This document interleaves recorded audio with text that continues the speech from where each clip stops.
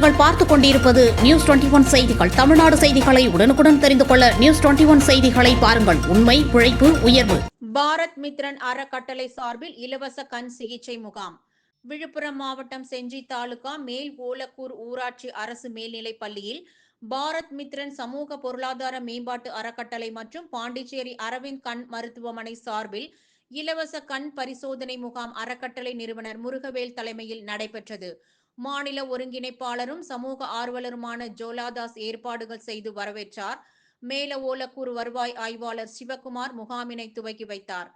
அறக்கட்டளை வழக்கறிஞர்கள் சக்திவேல், சத்தியசீலன் ஆகியோர் முன்னிலை வகித்தனர். அரவிந்த் கண் மருத்துவமனை மருத்துவ குழுவினரால் கண் பார்வை குறைபாடு உள்ள பயனாளிகளுக்கு பரிசோதனை செய்யப்பட்டது. அரவிந்த் கண் மருத்துவமனை ஒருங்கிணைப்பாளர் ராகவன், ஒன்றிய ஒருங்கிணைப்பாளர் வெங்கடேசன், அன்னபூரணி மற்றும் ஏழுமலை கோவிந்தராஜ், பரிமேலழகன், தூய்மை பணியாளர்கள் கண்ணியம்மாள், சுமதி, மஞ்சுளா மற்றும் பலர் கலந்து கொண்டனர். அறக்கட்டளை ஊராட்சி ஒருங்கிணைப்பாளர் சத்யா நன்றி கூறினார். நியூஸ் 21 செய்திகளுக்காக விழுப்புரம் மாவட்ட செய்தியாளர் அருண் பிரகாஷ்.